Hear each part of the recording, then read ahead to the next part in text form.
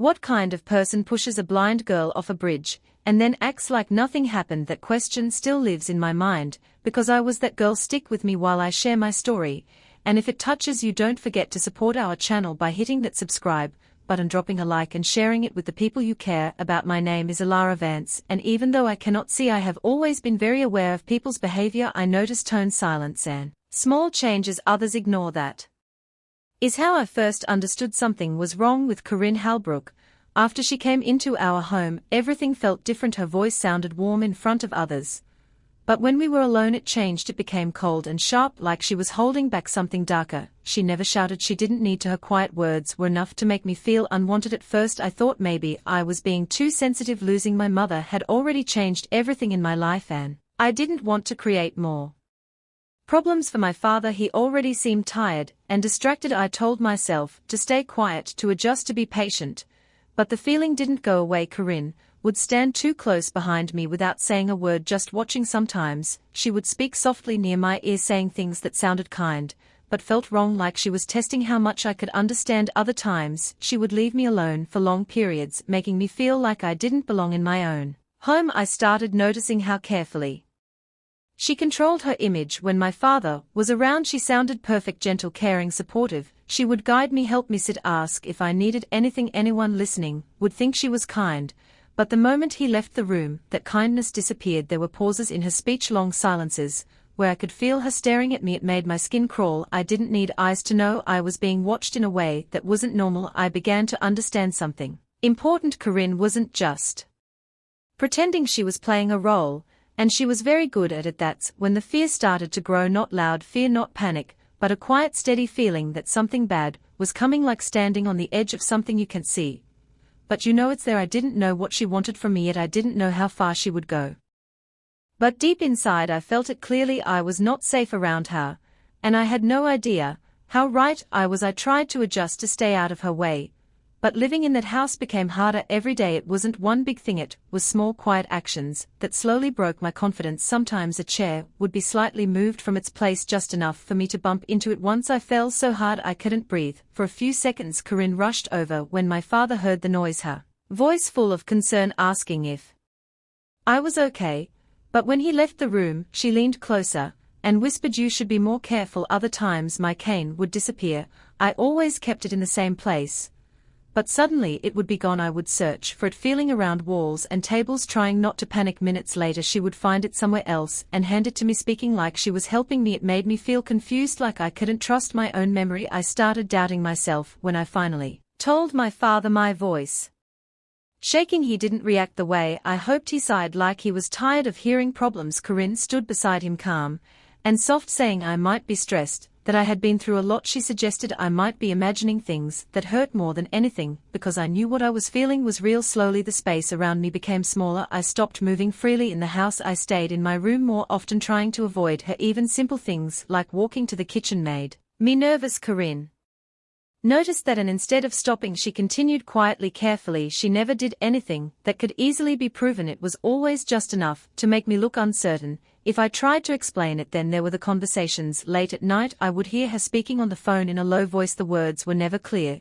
but the tone was serious. Sometimes she would stop talking the moment I stepped into the hallway. The silence that followed felt heavy, like I had interrupted something important. Once I heard papers being moved, drawers opening and closing. It didn't sound like normal house activity, it sounded planned. I began to realize something deeper. This wasn't random behavior. She was creating a picture where I seemed unstable, careless, unreliable, and at the same time, she was building something else behind the scenes, something I couldn't fully understand. Yet the more I thought about it, the more a quiet fear settled inside me. She wasn't just trying to make my life difficult, she was preparing something, and whatever it was, it involved getting me out of the way. I didn't know how and I didn't know when, but I could feel it getting closer. The more I paid attention, the more everything started to connect in a way that made my chest feel tight. Corinne was always careful, but she wasn't perfect. There were patterns in the way she moved through the house, in the times she made calls, in the way her voice changed depending on who she was speaking to. I began to listen more closely, not just to her words, but to the pauses between them. One evening I woke up late and stepped quietly into the hallway to get water. That's when I heard how in the living room her voice was low, different from the soft tone she used during the day. She wasn't alone, I could hear another person on the phone. Papers were being shuffled again, and her voice carried a kind of sharp focus I had never heard before. She said something that made me stop breathing. She won't be a problem much longer. There was a short pause, like she was listening, then she continued, calmer, almost relaxed. Everything will be in place soon. Dorian doesn't suspect anything. My hands started shaking. I stood there frozen, trying to make sense of what I had just heard. My name wasn't mentioned, but deep down I knew she was talking about me. There was no one else it could be. I slowly stepped back, careful not to make a sound, and returned to my room. My heart was beating so loudly I thought she might hear it through the walls.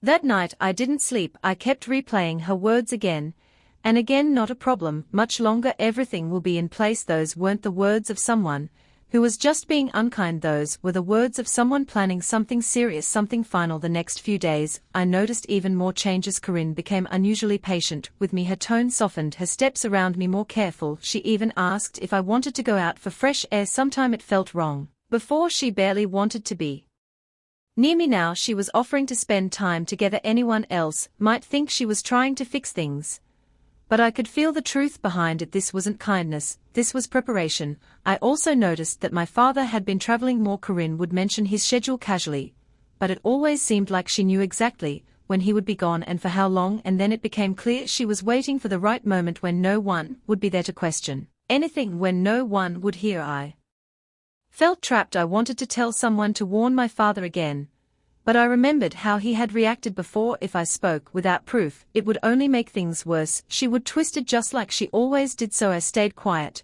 but inside fear was growing stronger with each passing day. I didn't know the exact plan, but I knew one thing for sure now. Corinne didn't just want control of the house or my father's trust. She wanted me gone, and whatever she was planning, it was going to happen very soon. A few days later she told me my father would be out of town for work. Her voice sounded calm, almost gentle, as she suggested we go out for some fresh air in the evening. She said it might help me feel better, that I had been staying inside too much. Every part of me felt uneasy, but I didn't say no. I told myself I needed to understand what she was planning. If I refused, she might delay it or worse, change it into something I wouldn't be able to sense coming. At least this way I would be prepared. We left just as the air began to cool. I could hear the quiet of the road, the distant sound of cars passing, and the soft rhythm of her footsteps beside mine. She didn't speak much. When she did, her tone was smooth, controlled. Too controlled. We walked longer than I expected. The ground beneath my feet changed from smooth pavement to a rougher surface. I could hear water somewhere ahead moving fast, loud enough to echo a river. My grip tightened slightly on my cane. Where are we? I asked, trying to keep my voice steady. Just a quiet place, she replied. You'll like it. There was something in the way she said it that made my stomach twist. We stopped walking. The sound of rushing water grew stronger, and I felt a faint breeze rising from below. The air felt open, wide. A bridge. I had never been there before, but I could feel it clearly. The emptiness around us, the height, the water below, it all pressed against my senses at once. For a moment neither of us spoke, then she stepped closer. I could feel her presence right beside me now, not the distant careful space she usually kept, but close, too close. My body went still. Alara, she said softly. Her voice had changed again. It wasn't pretending anymore, it was cold. You've made things very difficult, she continued almost calmly. I tried to be patient, but some problems don't go away on their own. My heart started racing. I took a small step back, my cane shifting slightly on the ground. I don't understand, I said, though I already did. She let out a quiet breath, like she was finally done hiding. You don't need to. Before I could react, I felt her hands sharp, sudden against me, and then everything disappeared. The ground was gone. The air rushed past me as I fell. My body hit the water hard, the impact knocking the breath out of me instantly. The cold was unbearable, like knives against my skin. I tried to move, to reach for something, anything, but I couldn't tell which way was up. The current pulled at me, dragging me deeper, faster. Panic took over. I opened my mouth to scream, but water filled it instead. My chest burned, my lungs fighting for air that wasn't there. The sound of the river swallowed everything. My thoughts became scattered, fading. The last thing I felt was the freezing pool of the water and the terrifying silence that followed, and then nothing. I don't know how long I was in the water. Time didn't exist anymore, only cold pressure, and the feeling of being pulled farther and farther away. My body stopped fighting at some point. The panic faded, replaced by a heavy numbness. Then slowly something changed. I felt movement, but not from the river. Strong hands grabbed onto me, pulling me upward. My body was dragged across something rough, then rolled onto a hard surface. I coughed violently as water forced its way out of my chest. Air pain hit me all at once. My ribs burned with every breath, my head throbbed, and my limbs felt like they didn't belong to me. I couldn't open my eyes. But that didn't matter. I already lived in darkness. What I felt instead was the world spinning unsteady and broken. A voice reached me deep and urgent. Stay with me, you're okay, just breathe. I tried to respond, but nothing came out except another weak cough. The man didn't leave. I could hear his movements, quick, focused. He wrapped something around me, probably a jacket or blanket, trying to warm me up. His hands were steady, careful. Later, I learned his name was called a Rook. He had been near the river that night checking his fishing lines when he saw something in the water. At first he thought it was debris, but then he noticed movement, barely there, but enough to save my life. He didn't ask questions right away. He didn't push me to speak. He just took me to his small cabin not far from the river and made sure I stayed alive. The first few days were a blur of pain and silence. Every breath hurt. My body felt heavy, like it had been shattered and put back together wrong. Sometimes I drifted in and out of awareness, hearing only pieces of what was happening around me. Boiling water, footsteps, the sound of cloth being adjusted, and his voice always calm. You're safe, he's safe. That word felt strange. I hadn't felt safe in a long time. As the days passed, the pain slowly became manageable. I could sit up for short periods. I could speak in quiet, broken sentences. Calder never rushed me. He gave me space, but he was always there when I needed help. One evening, when my strength had returned just enough, he finally asked, do you remember what happened? There was a long silence. My hands tightened slightly around the blanket. Yes, I said quietly, and that was all I needed to say. He didn't ask for details. Maybe he understood that some things didn't need to be explained right away, but inside me everything was clear. Corinne thought I was gone. She believed the river had taken me. My father probably believed it too. The world had already moved on without me, but I was still here, breathing, healing, and with every passing day something else grew stronger inside me. Not fear, not sadness, something sharper, something steady. I had been thrown away like I didn't matter, but I survived, and now for the first time, I wasn't thinking about hiding or enduring. I was thinking about what came next, because this time, I wasn't going back as the same person. The days turned into weeks and my body slowly began to recover. At first even standing felt impossible, but Calder didn't let me give up. He helped me rebuild strength step by step, never pushing too hard, but never letting me stay weak either. Again, he would say calmly, as I practiced walking across the small cabin. Without support I stumbled more times than I could count. My ribs still hurt, my balance felt off, and frustration built inside me, but something had changed. I wasn't afraid of falling anymore.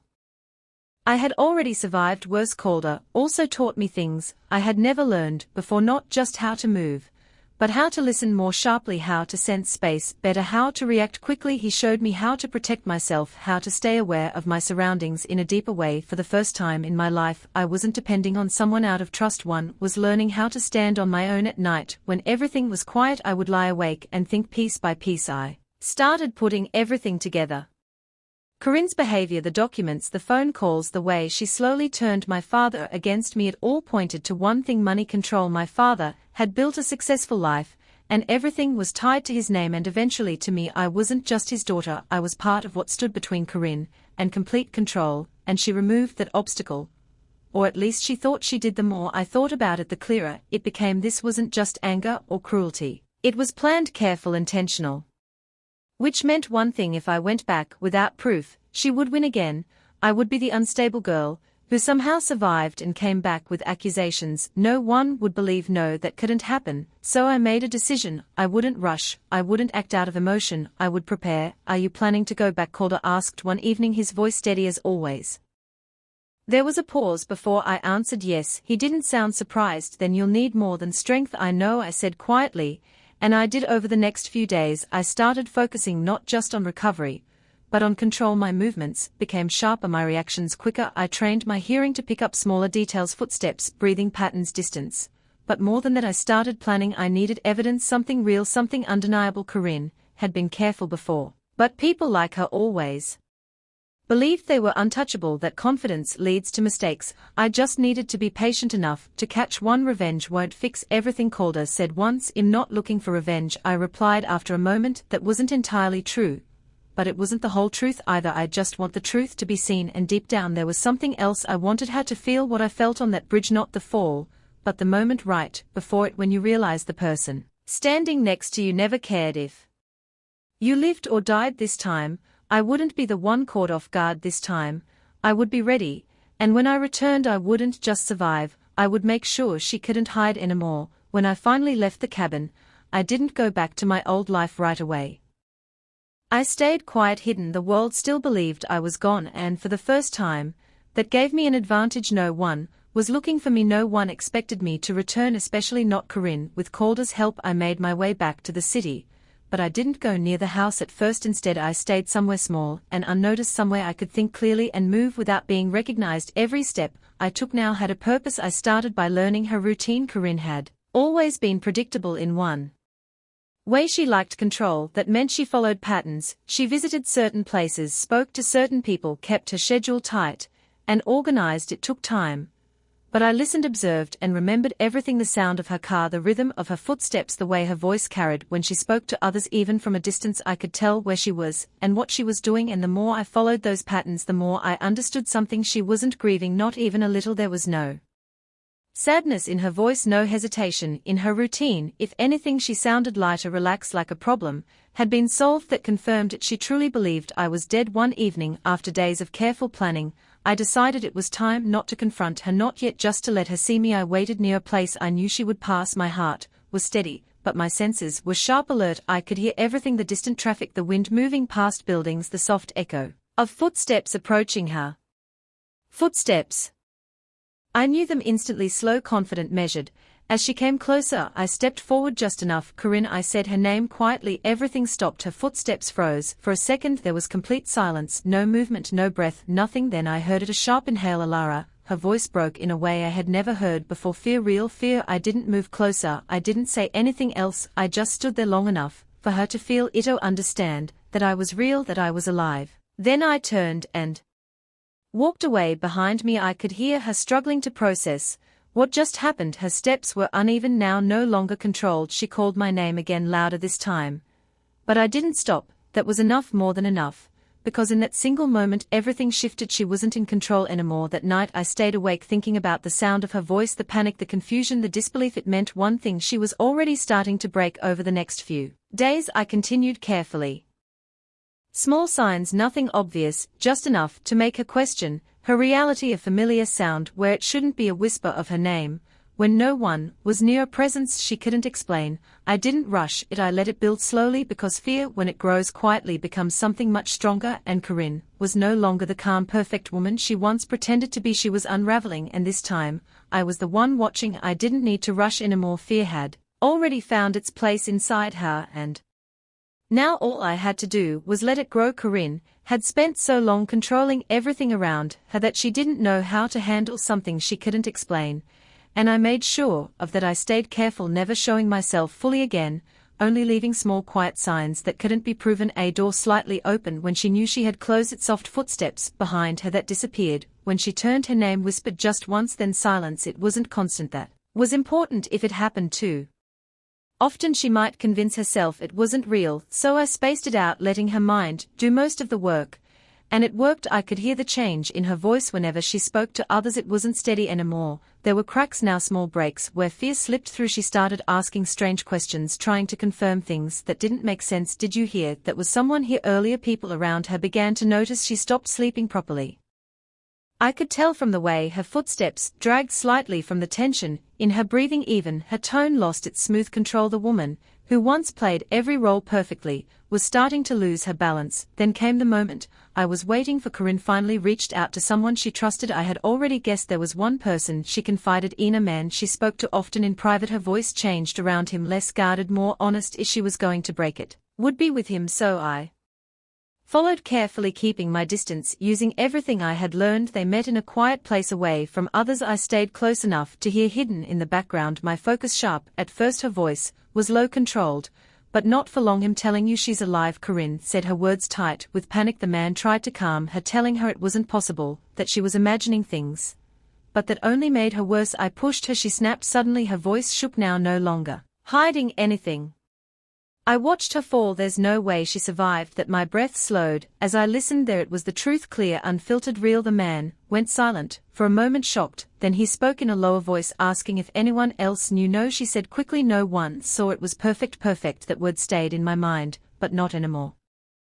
Because everything she just said was being recorded. I had prepared for this moment. Calder had helped me set it up, making sure every word would be captured clearly. Corinne kept talking, her fear pushing her further. She explained pieces of her plan, how she waited for the right time, how she made sure my father would be gone. Every sentence made it worse for her and stronger for me. When it was over, I stepped away quietly, my heart steady. I didn't need to follow her anymore. I didn't need to create fear. Again, it was done. She had given me everything I needed. Now it wasn't about making her afraid, it was about making the truth impossible to deny. I didn't wait long. After that, the recording stayed with me, safe, untouched. Every word she said echoed in my mind, but I kept my focus steady. This wasn't the moment to lose control. This was the moment everything had been leading to. There was only one person I needed to face now, my father. Arranging the meeting wasn't difficult. I didn't reveal everything at first. I just made sure he would be there, alone, somewhere quiet, a place where he couldn't walk away easily, and where the truth would have no distractions. When he arrived, I could hear the confusion in his steps. Who asked me to come here? He said. I stepped forward slowly. It was me. The silence that followed felt endless. His breathing stopped for a second, like his body refused to believe what his ears had just heard. Alara, his voice broke, filled with disbelief. I didn't move closer. I didn't rush into his arms. Too much had happened for that. Yes, I said calmly. He took a few uneven steps toward me. I could hear the emotion in every movement, the shock, the guilt, the confusion, all mixed together. I thought you were. He couldn't finish the sentence. I know, I replied. There was a long pause. I could feel him searching for words, for explanations, for something to hold onto. What happened? He finally asked. Instead of answering, I reached into my pocket and placed the device in his hand. Listen. At first there was hesitation.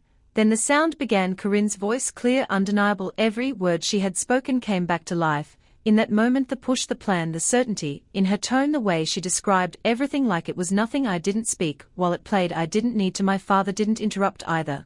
But I could hear iffy change in his breathing, the way it grew heavier, uneven, the quiet sound of him stepping back, like the truth itself had pushed him. When the recording ended, there was nothing but silence, a different kind of silence this time, not confusion, understanding. No, he whispered.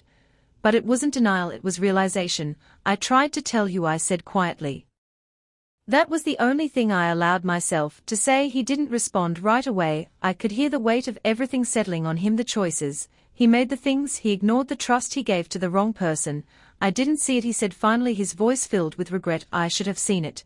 But it was too late for that. This isn't about what you didn't see, I replied. It's about what she did that brought him back. Within hours, everything moved quickly. He contacted the authorities, his voice no longer uncertain. The same man who once doubted me now sounded firm, clear, and determined. There was no protecting Corinne anymore, no excuses, no more pretending. By the end of that day, she was taken in, and for the first time since that night on the bridge, the truth was finally out, where no one could hide from it. The final days didn't feel loud or dramatic like I once imagined justice would. There were no storms, no chaos, just quiet consequences that slowly closed around Corinne Halbrook like a door she could no longer push open. When the authorities finished reviewing everything, her own words became the strongest proof against her. She had tried to deny it at first, of course. She claimed confusion, stress, anything she could think of, but the recording didn't leave space for lies. It was her voice, her plan, her confession, and for the first time, she had no control over the story anymore. My father didn't speak much after that. I think part of him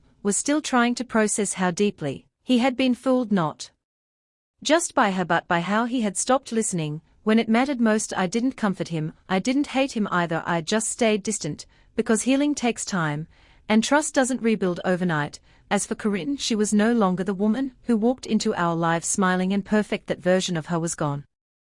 In her place was someone forced to face everything she had tried to bury. There were no more performances, no more careful voices, no more control, just reality. And reality was something she could not manipulate.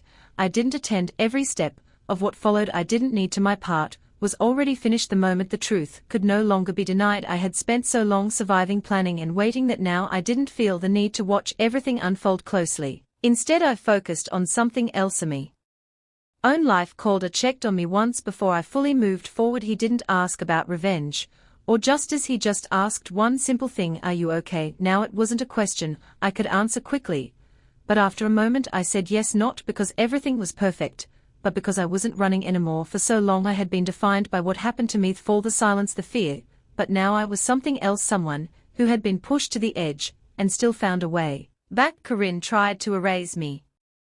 Instead she revealed exactly who she was, and in the end that truth mattered more than anything she ever tried to build. There was no celebration, no dramatic ending where everything felt magically fixed. Life doesn't work that way. But there was peace, quiet, steady peace, and for the first time since that bridge I could finally breathe without fear waiting behind every breath.